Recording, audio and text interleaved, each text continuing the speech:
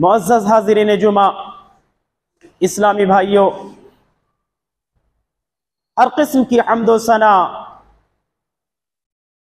अज़मतों की बिरियाई अल्लाह वहदहु ला शरीक खालिक़े कायनात मालिक अर्ज़ समा के लिए लायक और सज़ावार है, जो इस कायनात और कायनात कुल का मुरब्बी व पालनहार है। बादहु ला कहाँ करोड़हा दरूदो सलाम नाजिल हो अल्लाह के तमाम नबी व रसूल पर, खुसूसियत के साथ अल्लाह के आखिरी नबी मदनी करीम जनाब मुहम्मदुर रसूलुल्लाह सल्लल्लाहु अलैहि वसल्लम पर। हजरात, रब्बुल आलमीन से दुआ है कि बारे इलाहा इस कहने वाले को कहने से ज्यादा और सुनने वालों को सुनने से ज्यादा अमल इस्लाह की तौफीक अनायत फरमा। हजरात, गुफ्तगू से पहले आप ये जाने और समझ लें, इख्तिलाफात सहाबा में हमें और आपको जर्रा बराबर भी इंटरफियर करने की जरूरत और गुंजाइश नहीं है। इख्तिलाफात सहाबा उनकी अपनी जाती गलत फहमियों की बुनियाद पर नहीं थे, बल्कि उनको गलत फहमियों में मुब्तला किए गए थे। लिहाजा उनके इख्तिलाफी मसाइल को लेकर के आपस में डिस्कस करना, बहस करना, मुज़ाकरात की शक्ल देना, अवामुन नास में उनके इख्तिलाफात को उजागर करना हमारे और आपके लिए किसी भी सूरत में जायज़ और दुरुस्त नहीं है। ये हमारी गुनहगार ज़बान है, मासियात से भरी ये ज़बान है, ये आज़ा ये हक नहीं रखते कि उन नुफूस कुदसिया पर उंगली उठाएं, अपनी आवाज़ बुलंद करें, जिनकी सदाकत का, जिनकी दयानत का, जिनकी अमानत का, जिनकी तहारत का, जिनकी पाकीज़गी की क्या नाम है गवाही अर्श वाले ने दी है और जिनके लिए जन्नत की बशारत रब ने दी है, उन शख्सियतों पर हमारे और आपके लिए उंगली उठाना बिल्कुल भी मुनासिब और जायज़ नहीं है। बहरहाल, इससे कब्ल नशिस्त के अंदर हमारी और आपकी गुफ्तगू का इख्तिताम जंग सिफीन पर हुई थी कि मुसलमानों की आपसी गलत फहमियों की बुनियाद पर जंग सिफीन जैसे अजीम मार के रूनुमा हुए, जिसमें मुसलमानों की बहुत सारी जानें गई, मुसलमानों के बहुत ज्यादा नुकसानात हुए।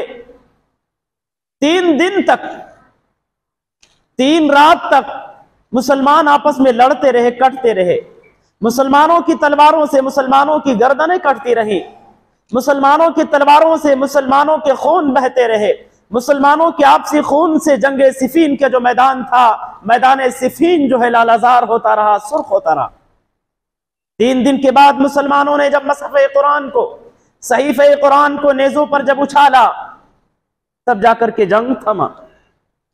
इख्तिताम जंग पर मुसलमानों ने बाहिमी मशवरे से तय किया कि इंशाअल्लाहुल अज़ीम रमज़ानुल मुबारक के महीने में एक इजलास का इनेकाद किया जाएगा और उस अजलास के अंदर जो है हम अपने नुमाइंदे, अपने हकम मुतय्यन करेंगे। फरीक़ैन के जानिब से हकम मुतय्यन होंगे।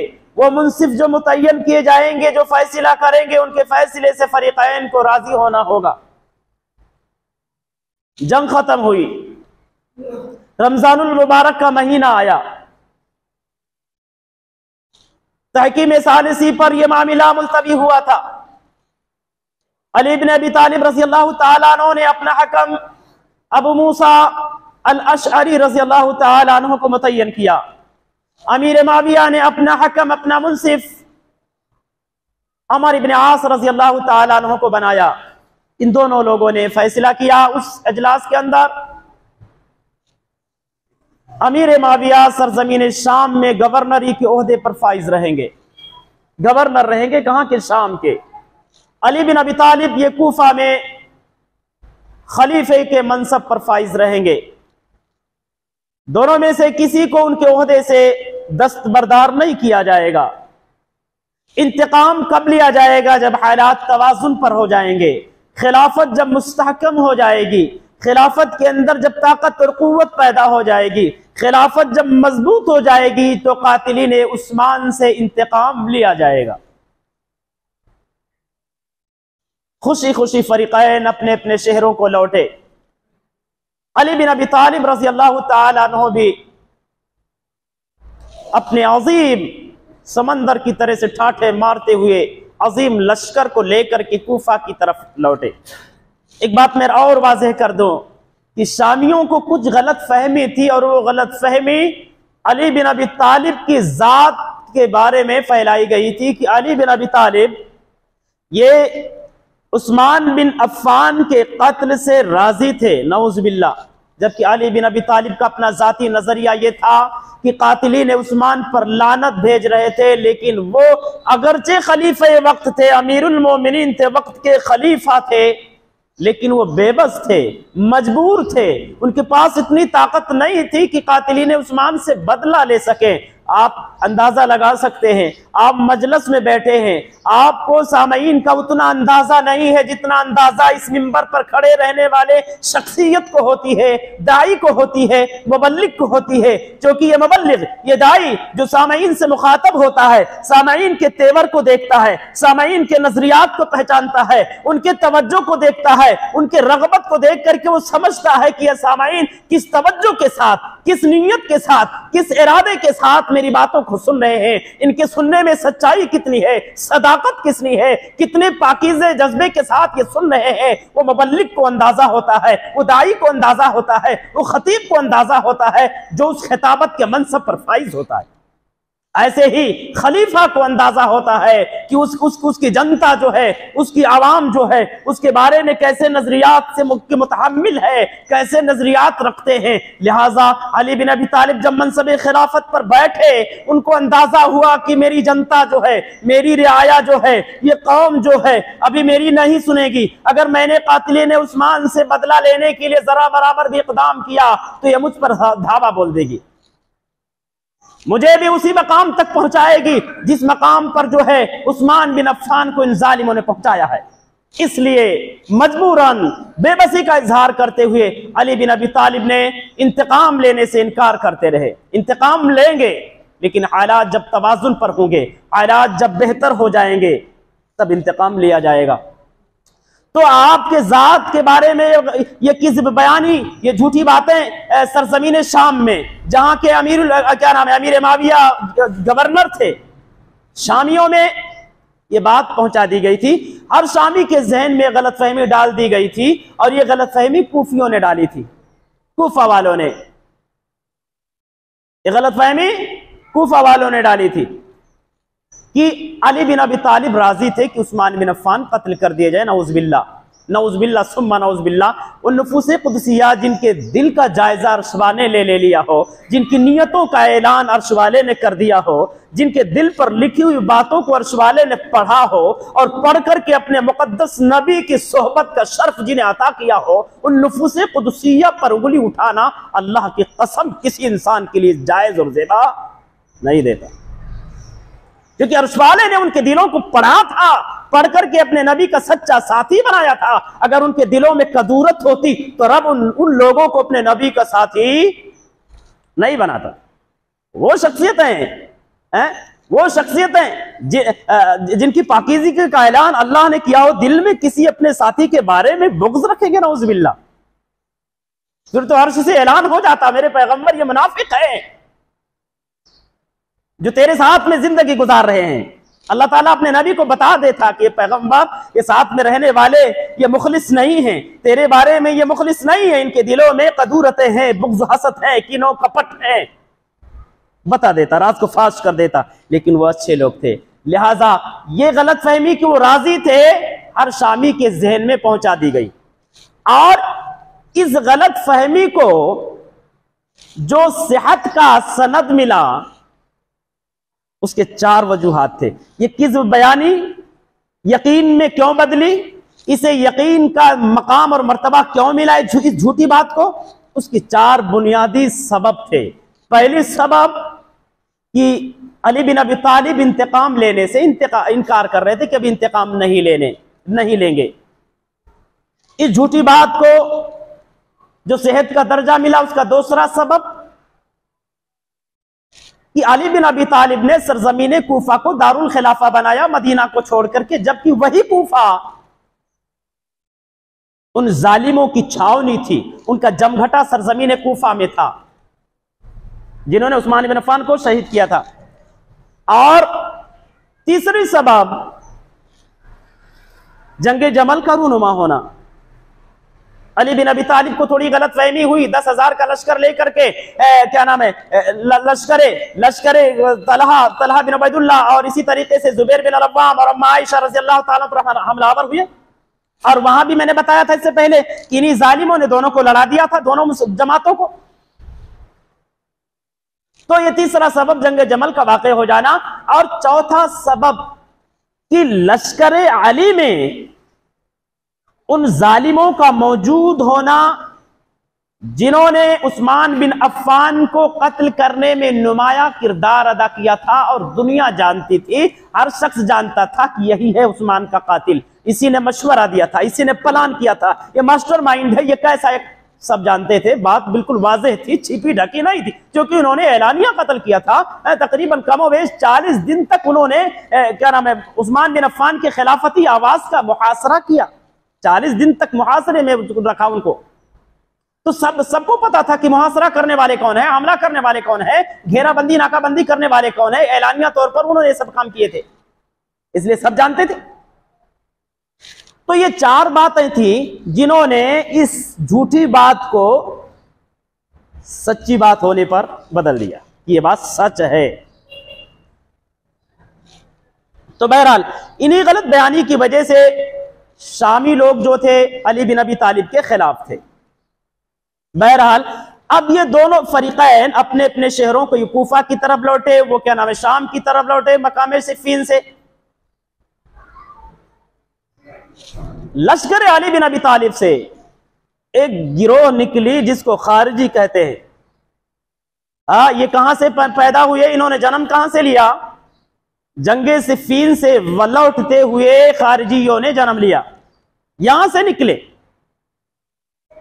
और जब सिफ़ीन के वक़्त मुसलमानों में जो मुसालिहत हुई थी रमज़ानुल मुबारक के महीने में, वहां पर कुछ शराइत लगाए गए थे, कुछ शर्तें लगाई गई थी। पहला उनको खारजियों ने क्या नाम है तशद्दुद से काम लिया, शिद्दत पसंदी से काम लिया। पहली बात यह थी कि क्यों भड़के, वो भड़कने की वजह क्या थी खारजियों के, उनके अंदर शिद्दत क्यों पैदा हुई?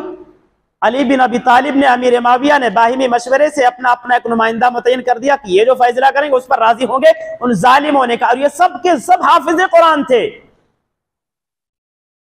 एक बात नोट कर ले, हाफिज कुरान थे, आलिम कुरान नहीं थे। हाफिज कुरान थे, आलिम कुरान नहीं थे, सब के सब कारी हजरात थे। जितने भी खारजी थे, टोटल खारजी जितने भी थे, सब के सब हाफिज कुरान थे, आलिम कुरान नहीं थे। तो जब अली बिन अबी तालिब ने नुमाइंदा मुतय्यन किया, उन्होंने फौरन कुरान की एक आयत को हवाला बना दिया, ला हुक्मा इल्ला लिल्लाह, हकम सिर्फ अल्लाह हो सकता, उसके बंदों में से कोई हकम नहीं हो सकता है। और मस्जिद में जाकर के शोर शराबा, गुंडागर्दी, ऐलाने बगावत, तूफान बदतमीजी शुरू कर दिया मस्जिद में जाकर के। किसने? खारजियों ने। उनकी तादाद गालिबन उस वक्त जो इब्तिदा में निकले थे 8,000 में निकले थे बगावत के लिए। बागी खारजियों की तादाद कितनी थी? 8,000। और उनका ऐलान यही था, ला हुक्मा इल्ला लिल्लाह, अली तुमने हकम तुम दूसरे को क्यों बनाया? जब हकम अल्लाह खुद है तो तुमने अल्लाह के बंदों को हकम क्यों बनाया? लिहाजा हम इसके खिलाफ हैं, इसके खिलाफ हैं। और दूसरी बात, जब मुफाहमत शुरू थी, उसको जब किताबत की शक्ल दी जा रही थी, तो हजरत अली बिन अबी तालिब रज़ी अल्लाह ताला अन्हु ने कहा कातिब से कि कातिब लिखो, ये वो तहरीर है, ये वो तहरीर है जिसके मुताबिक अमीरुल मोमिनीन अली बिन अबी तालिब ने अमीर मुआविया बिन अबी सुफियान से मुसालिहत की है। इस तहरीर के मुताबिक फौरन अमीर मुआविया ने कहा, है अली, हम आपको अगर अमीरुल मोमिनीन मान ही लेते तो हमारा आपका झगड़ा खत्म हो जाता। अमीरुल मोमिनीन नहीं लिख सकते, आप लिखो अली बिन अबी तालिब लिखिए, अमीरुल मोमिनीन मत लिखिए। हजरत अली ने कहा कातिब से कि ठीक है, अमीरुल मोमिनीन हटा दो, अली बिन अबी तालिब लिखो। लिखने लगे। अमीर माविया ने कातिब से कहा कि देखो, मैंने सिर्फ अमीरुल मोमिनीन पर एतराज किया है, अली से मेरा कोई एतराज नहीं, इनके इस ओहदे से एतराज है। पॉइंटों को, जो पॉइंट्स हैं उनको गौर से समझना। अली से एतराज नहीं है, इनके इस ओहदे से एतराज है। मैं जानता हूं अली मुझसे मकाम में आला है, अफजल है, बरतर हैं, इनके मकाम को मैं नहीं पहुंच सकता। अल्लाह की कसम मैं अली के मकाम को नहीं पहुंच सकता। मेरा नाम जो है अली के नाम के बाद लिखना और अली का नाम पहले लिखना, ताकि दुनिया जाने कि अमीर माविया को तस्लीम था, अमीर माविया मानते थे कि अली अफजल है, उनके मकाम को उजागर करने के लिए। तो जो आप जो है ना तो ओहदों के लिए लड़ रहे थे, ना तो किसी शख्सियत पर लड़ रहे थे, सिर्फ इंतकाम ही की वजह से कि इंतकाम क्यों नहीं ले रहे, ये उस ओहदे पर फाइज है, इनके पास ताकत और कुव्वत है, इंतकाम ले ले। तो जब अमीरुल मोमिनीन का लफ्ज हटा दिया गया, वो खारजी और ज्यादा भड़क गए। खारजी और ये मुसरद अहमद की सही रवायत है। इमाम अहमद बिन हम्बल रहमहुल्लाह ने अपने मुस्नद के अंदर एक बड़ी तफसील के साथ बड़ी लंबी रवायत नकल की है कि अब्दुल्लाह बिन शद्दाद उम्मुल मोमिनीन अम्मा आयशा रज़ी अल्लाह ताला अन्हा के पास में आए, और उसी दौरान हजरत अली ने सरजमीन इराक में खारजियों से जंग लड़ी थी, मकामे नहरवान में, सन 37 हिजरी का मामला है। उसी जंग के बाद अब्दुल्लाह बिन शद्दाद जब उम्मुल मोमिनीन अम्मा आयशा के पास में आए, तो अम्मा आयशा ने कहा कि शद्दाद, मैं तुमसे कुछ पूछूं तो सच सच बोलोगे? अब्दुल्लाह बिन शद्दाद ने कहा, अल्लाह की कसम मैं सच बोलूंगा। बोला, झूठ क्यों बोलूं? कहा, फिर मुझे उस कौम के बारे में बताओ जिसको हजरत अली ने कत्ल किया। तो मामला ऐसा है कि मकामे सिफीन में फरीकैन में जंग हुई, तहकीम सालिसी पर मामले को मुलतवी किया गया। उस जलसे के अंदर यह तय किया गया कि दोनों अपने अपने ओहदे पर कायम रहेंगे, इंतकाम बाद में लिया जाएगा। उस मुसालहत के वक़्त हजरत दो बातें पेश आई, एक तो ये तीसरे को नुमाइंदा बनाना, हकम बनाना, इस पर उनको एतराज हुआ, और दूसरा अमीरुल मोमिनीन का लफ्ज हटा दिया गया, इस पर उनको एतराज हुआ। इन्हीं दोनों बातों को लेकर के अली के गिरोह से जो है तकरीबन 8000 खारजी निकले। उन्होंने आलम बगावत बुलंद कर दिया, और ना सिर्फ आलम बगावत बुलंद किया, अब्दुल्लाह बिन खब्बाब रज़ी अल्लाह ताला अन्हु को तहत कर दिया, शहीद कर डाला, उनकी बीवी के पेट को फाड़ डाला जबकि वो हालत हमल में थे। उस हमल में पलने वाले बच्चे को भी उन्होंने ज़ुबा कर डाला। हजरत अली ने जब पूछा कि ये काम किसने अंजाम दिया है, खारजियों ने बरजस्ता कहा कि हम सब मिलकर ने अब्दुल्लाह बिन खब्बाब को मारा है, उनकी बीवी को भी हमने मारा है, उनकी बीवी को भी हमने मारा है। हजरत अली को जब पता चला कि ये खारजियों की एक गिरोह निकली हुई है, तो हजरत अली ने मुअज्जिन को इजाजत दी कि मस्जिद में जाकर के ऐलान कर दो कि सारे लोग कुरान ले ले करके हमारे घर पे खिलाफती आवाज में जमा हो जाएं। वो 8000 जो कुर्रा थे, सबों ने कुरान के सहीफे ले लेकर के दारुल खिलाफा में हाजिर हुए। हजरत अली ने एक बड़ा मसहफ, एक बड़ा सहीफा कुरान का लेकर के सबके सामने रख करके अपना हाथ उस कुरान पर मारा, कहा, कुरान बता, ये सारे लोग तेरे सामने खड़े हैं, तू इनको गवाही दे दे। लोग कहने लगे, ये कुरान है, मसहफ है, इसके अंदर जबान थोड़ी है, ये क्या बोलेगा, इसमें जो लिखा उसको हम पढ़ते हैं। आए अली, कहना क्या चाहते हो? हजरत अली ने कहा, ये मेरे और इन खारजियों के दरमियान ये फैसल है कुरान। कहा, कैसे? कहा, कुरान फैसला करता है कि हकम अल्लाह के बंदों को बनाया जा सकता है। इन्होंने मुझसे झगड़ा इसलिए किया है, मेरी बगावत इसलिए की है कि मैंने अबू मूसा अल-अशअरी को अपना हकम बना दिया है। इनका कहना हकम अल्लाह हो सकता है, लेकिन अल्लाह का पैगाम क्या है? व इन खिफ्तुम शिकाक बैनहिमा, कायनात के लोगों, अगर मियाँ बीवी के दरमियान रंजिश का, इख्तिलाफ का, आपसी झगड़े का, आपसी अनबन का अगर तुम्हें खतरा हो कि आपस में मिलने के बाद आपस में लड़ेंगे, इकट्ठा होंगे तो इख्तिलाफात रूनुमा होंगे, ये बगावत करेंगे एक दूसरे की, तो अर्श वाले ने पैगाम दिया है कि एक हकम शौहर की जानिब से, एक हकम औरत की जानिब से मुतय्यन कर दो। वो दोनों हकम अगर दोनों को मिलाना चाहते हैं, अल्लाह रब्बुल आलमीन मिलाने का रास्ता पैदा कर देगा। इस आयत को दलील बना करके मैंने हकम बनाया, और ये लोग मुझ पर उंगलियां उठा रहे, मेरी बगावत कर रहे, अब बताओ मैंने सही किया कि गलत किया है? ये कुरान फैसल है, ये कुरान मुझे पैगाम दे रहा, इसके हिसाब से ही मैंने हकम बनाया है। अल्लाह ने मना नहीं किया कि हकम नहीं बना सकते। और इन्होंने मुझसे इसलिए झगड़ा किया है कि मैंने अमीरुल मोमिनीन का लफ्ज हटा दिया। मैंने क्या गलती की है? क्या हुदैबिया का वाकया याद नहीं है कि सरजमीन कुरैश का कमिश्नर कुरैश, कुरैशियों की तरफ से हकम बन करके आया था, मुआहिद बन करके आया था, सुहैल बिन अमर। और जब सुलहनामा तैयार किया जाने लगा, मुहम्मदुर रसूलुल्लाह सल्लल्लाहु अलैहि वसल्लम ने कहा लिखो बिस्मिल्लाहिर रहमानिर रहीम। सुहैल बिन अमर ने कहा मोहम्मद अर्रहमान और रहीम को हटा दो, हम अल्लाह को अर्रहमान और रहीम मानते ही नहीं है, सिर्फ बिस्मिक अल्लाहुम्मा लिखो, इसके आगे मत कुछ लिखना। अल्लाह के नबी ने कहा, मुहम्मदुर रसूलुल्लाह ने कहा ठीक है, अर्रहमान और रहीम हटा दो, हटा दिया गया। कहा लिखो ये वो सुलेनामा है जिस पर मुहम्मदुर रसूलुल्लाह ने मुसालिहत की है, मंजूर किया है। सुहैल बिन अमर ने कहा मोहम्मद आप इब्ने अब्दुल्लाह लिखो, मोहम्मद इब्ने अब्दुल्लाह लिखो। अगर रसूलुल्लाह मान लेते तो झगड़ा खत्म हो जाता। आप बताओ मुहम्मदुर रसूलुल्लाह सल्लल्लाहु अलैहि वसल्लम की सीरत तैयबा के हमारे लिए आइडियल नहीं है। मोहम्मद ने वहां अपना रसूलुल्लाह का हटा दिया, अपने हाथों से हटाया तो उन्होंने सही किया है। अली बिन अबी तालिब ने अगर अमीरुल मोमिनीन को लफ्ज को हटा दिया तो गलती कर दी हमने। क्या मुहम्मदुर रसूलुल्लाह की सीरत तैयबा हमारे लिए उसवा और नमूना नहीं है? लक़द काना लकुम फी रसूलिल्लाहि उस्वतुन हसना, मैंने कुरान को दलील बना करके, सीरत मुस्तफा को दलील बना करके मैंने ये सुलेनामा तैयार करवाया है, और इस सुलेनामा पर इन जालिमों को एतराज है। बताओ मैंने गलती क्या की है? मैंने गलती क्या की है? ये बयान दे रहे कौन? अब्दुल्लाह बिन शद्दाद। अब आयशा से बयान कर रहे हैं कि ऐसा ऐसा मैंने देखा। अब आयशा ने पूछा तो क्या अली ने लड़ाई किया उन लोगों से? क्या तुम लोगों ने लड़े इस बात पर? कहा नहीं, अल्लाह की कसम हमने उस वक्त तक उन पर धावा नहीं बोला, उनसे जंग नहीं किया जब तक उन्होंने हद से तजावुज न कर दी।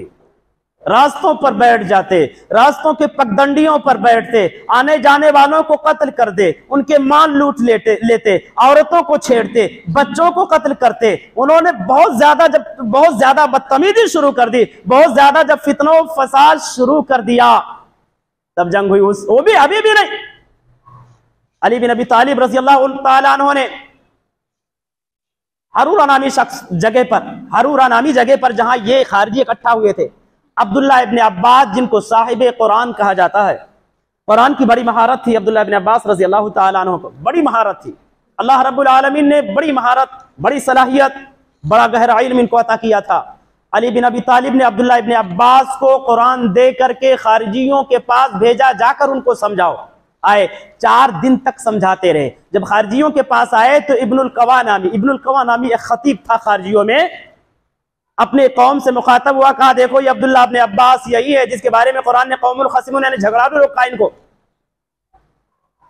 यानी उंगलियां उठाया साहबी रसूल अब्दुल्लाह इब्ने अब्बास रज़ी अल्लाह तआला अन्हु पर। अब्दुल्लाह इब्ने अब्बास अल्हम्दुलिल्लाह कोशिशें करते रहे, मेहनत करते रहे, समझाते रहे, दावत देते रहे। आपके वाज़ो नसीहत से, अल्लाह रब्बुल आलमीन के फजल के बाद आपके वाज़ो नसीहत से तकरीबन 4000 से जायद खारजी तौबा करके अली बिन अबी तालिब के साथ में शामिल हो गए। उन्होंने तौबा कर लिया कि हमसे गलती हुई, हमसे भूल हुई। बाकी कुछ लोग भाग गए। अभी भी हजरत अली ने पहल नहीं किया, लड़ाई नहीं की, अभी भी समझाते रहे, लेकिन जब वो बाज नहीं आए, फसाद ही फसाद बर्पा करते रहे। जब फसाद हद से ज्यादा हो गया तब हजरत अली रजी अल्लाह तआला अन्हु ने एक लश्कर लेकर के उन पर हमला किया और तकरीबन 1000 खारजी को तहत एक किया। कितने? 1000 खारजी को। 1000 खारजी जो है जंगे नहरबान में, सरजमीन नहरबान में 1000 खारजियों को जो मारा गया। आज भी खारजियों की तादाद बहुत ज्यादा। खारजियों में शिद्दत पसंदी होती है, शिद्दत। वो जिस बात पर अड़ गए तो अड़ गए, उनको जानों की परवाह नहीं होती, इंसानियत का कोई एहतराम नहीं होता उनके नजर में। वो दलीलें कुरान से देंगे, वो दलीलें मुहम्मदुर रसूलुल्लाह के फरमान से देंगे, लेकिन उनकी दलीलें सही होंगी, उन दलीलों से लिया जाने वाला मतलब और मफहूम गलत होता है। उन दलीलों से लिया जाने वाला मतलब और मफहूम गलत होता है। अम्मा आयशा रज़ी अल्लाह तआला अन्हा ने अब्दुल्लाह बिन शद्दाद से पूछा, अच्छा मुझे उस शख्स के बारे में बताओ जिनके बारे में ये अहले ज़िमी हजरात कहते हैं जुस्सुदैया कहते हैं, यानी पिस्तानों वाला। तो पिस्तानों वाला कौन है? थोड़ी उसकी भी कुछ मुझे वजाहत कर दो। जंग नहरबान के अख्ताम पर अब्दुल्लाह बिन शद्दाद कहते हैं कि जब जंग खत्म हो गई तो अली बिन अबी तालिब जंग में, मैदान जंग में घूमने लगे, कातिलीन में कितने लोग और मुसलमानों के जानिब से कितने, तकरीबन 4 लोग या 7 लोग अलल इख्तिलाफ 4 लोग या 7 लोग शहीद हुए थे मुसलमानों की तरफ से, खारजियों में से 1000 मारे गए थे। तो अब मैदान जंग में अली बिन अबी तालिब और कातिलीन के दरमियान घूम करके गश्त करने लगे, मुशाहिदा करने लगे, देखने लगे। एक शख्स को देखा, बड़े बड़े पिस्तानों वाला था। पिस्तान समझ रहे, छाती, ये चेस्ट। तो हजरत अली बिन अबी तालिब रज़ी अल्लाह ताला लोगों को बुलाया और पूछने लगे कि भाई इसको जानते हो? हर कोई कहता कि नहीं, इसको तो नहीं जानता है, कहाँ का है, हाँ लेकिन फला मस्जिद में नमाज पढ़ते हुए देखा इसको। हर कोई ये कहता कि फला मस्जिद में इसको नमाज पढ़ते देखा गया, है कौन? कोई नहीं जानता। अली बिन अबी तालिब रज़ी अल्लाह ताला अन्हु ने कहा सदक़ल्लाहु व रसूलुहु, सदक़ल्लाहु व रसूल। ये अब आयशा ने कहा अब्दुल्ला ये बताओ, इसके अलावा अली ने कुछ और कहा था? अब्दुल्ला बिन शद्दाद ने कहा कि नहीं, इसके अलावा कुछ नहीं कहा था। अब आयशा ने कहा अल्लाह हजरत अली पर तू रहम फरमा, हजरत अली पर तू रहम फरमा। ये अली बिन अबी तालिब का तकिया कलाम था। जब कोई ताज्जुब खेज मामला उनके नजरों के सामने पेश आता तो यही कहते सदक़ल्लाहु व रसूल, यानी अल्लाह उसके रसूल ने सच फरमाया, सदक़ल्लाहु व रसूलुहु। और हजरत अली ने इसलिए कहा सदक़ल्लाहु व रसूल, उनको ताज्जुब इसलिए पेश, ताज्जुब में इसलिए पढ़े, ताज्जुब नहीं बल्कि शुक्र अदा किया अल्लाह ताला का। क्योंकि जब वो पिस्तानों वाला, छातियों वाला शख्स मिला तो नबी की वो हदीस याद आ गई। अल्लाह के नबी ने अपनी ज़बान मुबारका से अपनी हयात तय्यबा में इरशाद फरमाया था कि एक वक्त आएगा मुसलमानों में बाहिमी इख्तिलाफ होगा। बाहिमी इख्तिलाफ के वक्त मुसलमानों में से एक फिरका निकलेगा। मुसलमानों के बाहिमी इख्तिलाफ के वक्त एक फिरका, एक जमात निकलेगी। जो शख्स उस जमात को कत्ल करेगा वो हक से ज्यादा करीब होगा। हजरत अली बिन अबी तालिब रज़ी अल्लाह ताला ने जब नबी की बशारत अपने ऊपर चश्मा पाया, फिट पाया कि शायद नबी की इस बशारत का मुस्तहिक मैं हूं, क्योंकि मेरी जमात ने, मेरी फौज ने, मैंने इसको कत्ल किया है, फौरन हजरत अली बिन अबी तालिब रज़ी अल्लाह ताला शुक्राने के तौर पर सजदे में गिर गए। अल्लाह तेरा शुक्र है कि मैं हक से ज्यादा करीब हूं। बहरहाल जंगे निर्वाण के तकरीबन 2 साल बाद जब हालात कुछ तवाजुन पर हुए, हालात ने जब इत्तेदाली रुख लिया, खिलाफत जब मजबूत हुई, तो सरजमीन कूफा से 3 खारजी निकले। कूफा से 3 खारजी निकले, अब्दुर्रहमान इब्ने मुलजिम, बर्क तमीमी, अमर बिन बकर तमीमी, ये 3 लोग। और ये निकल करके कूफा से मक्का गए। वहां जाकर के इन्होंने प्लान किया। प्लान क्या था? कहा अली बिन अबी तालिब, अमीर मुआविया, अमर इब्न आस, इन तीनों को तो कत्ल करना है। कत्ल कौन करेगा, कैसे करेगा, किसको करेगा, कौन किसको करेगा? अब्दुर्रहमान इब्ने मुलजिम ने कहा कि देखो अली बिन अबी तालिब को कत्ल करने की जिम्मेदारी मेरी है, इनको मैं कत्ल कर दूंगा, मेरे पास है प्लान। और बर्क तमीमी ने कहा कि फिर मैं अमीर मुआविया को कत्ल का बेड़ा उठाता हूं। अमर बिन बकर तमीमी ने कहा कि मैं अमर इब्न आस को कत्ल करूंगा। प्लान कहां हो रहा? मक्का में, मक्के के अंदर। पूरे प्लान के तहत मुसम्मम इरादे के साथ ये लोग अपने अपने प्लान को लेकर के, अपने अपने इरादे को लेकर के, अपनी बदनीयती के साथ मक्का से रवाना हुए। और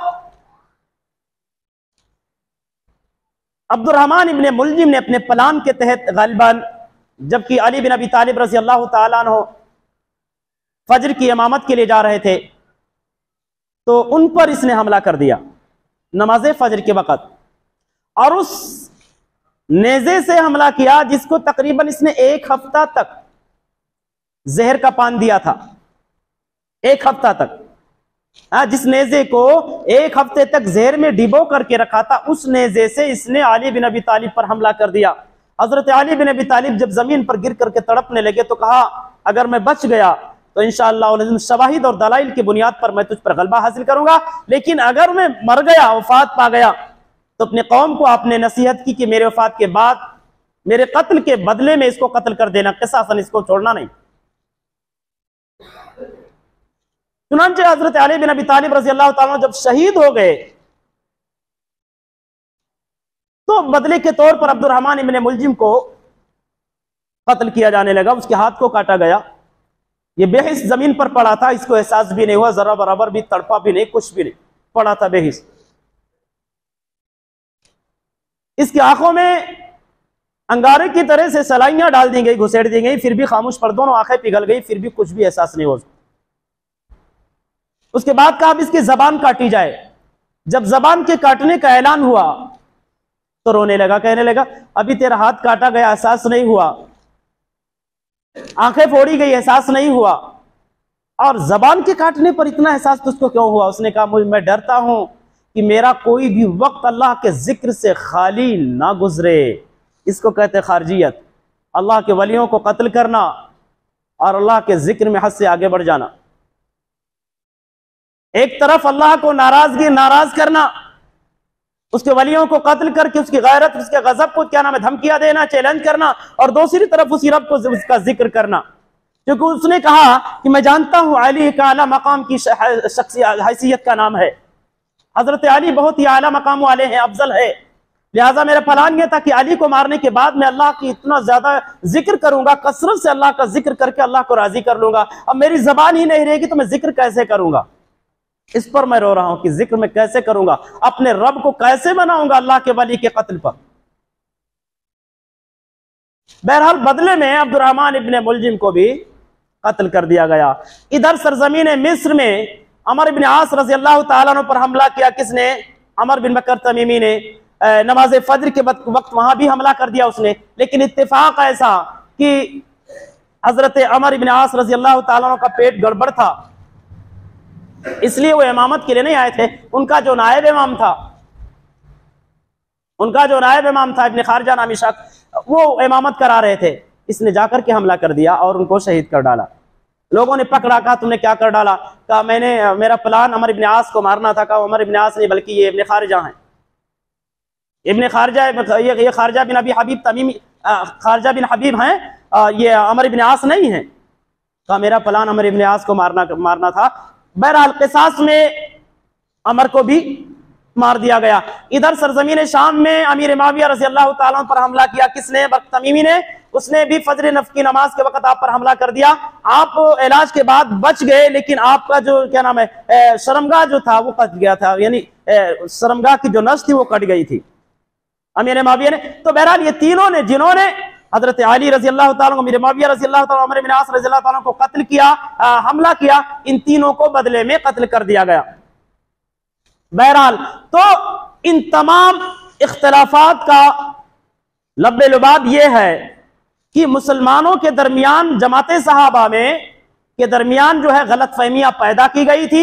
उन्हीं गलत फहमियों को लेकर के जमाते सहाबा आपस में लड़े थे, उनको लड़ाया गया था।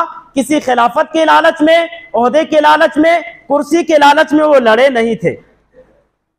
बहरहाल अब जमाते सहाबा में इख्तलाफात क्यों हुआ, और इख्तलाफात हुआ तो आपस में वो मिले क्यों नहीं, इन तमाम चीजों पर इंशाअल्लाह और इन तमाम मुद्दों पर जो आने वाले नशिस्त में हम आप गुफ्तगू करेंगे। एक पॉइंट जो है, मैं आपको एक पॉइंट की तरफ इशारा करना चाहता हूं इस मौजू से हट करके। अभी कुल जमाती तंजीम के जानिब से, तमाम जमातों की तरफ से मशवरा हुआ कि आने वाला जो 12 रबीउल अव्वल है, जो ईद मिलादुन नबी मनाने का कायल है वो मनाए, क्योंकि कोई किसी के अकाईद पर, अकीदे पर, किसी के फिक्र और नजरिए पर हमला नहीं कर सकता। जो नहीं मना रहे हैं उनके पास भी ना मनाने के सबूत और सवाई दलाइल हैं, और जो मना रहे हैं वो भी दलाइल पेश कर, अगरचे उनके दलाइल कमजोर हो या मजबूत हो, अल्लाहु आलम बिस्सवाब, उस पर हमें डिस्कस नहीं करनी है।